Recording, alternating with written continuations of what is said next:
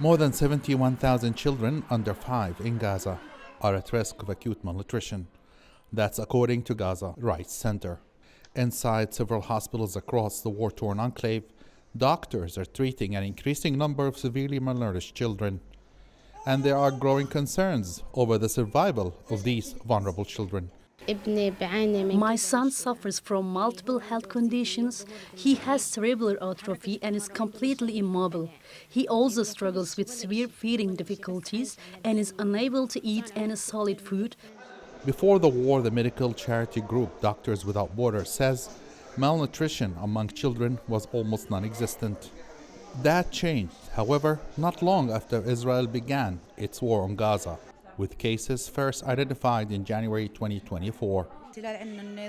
Children have been directly impacted by a policy of starvation. A growing number of children are suffering from malnutrition, while the nutritional products and supplements essential for both prevention and treatment have become unavailable. Aid and food shortages remain key drivers of the crisis, according to humanitarian and medical sources. In Gaza, the risk of malnutrition is no longer limited to the most vulnerable cases. It is spreading as shortages persist.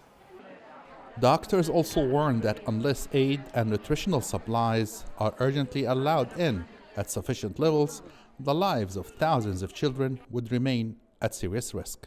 The crisis remains ongoing. Sufficient aid is not allowed in, and the cost of living has risen dramatically, leaving many fathers unable to provide even the most basic necessities for their families. These conditions are having a deeply harmful impact on both breastfeeding mothers and young children. By late 2025, the UN estimated around 3/4 of the population in Gaza were said to be facing high levels of acute food insecurity. More than 150 children have already died from malnutrition since the start of the war. And rights groups warn that number could rise if the situation doesn't change. Ashraf, Shannon, TRT World, Gaza.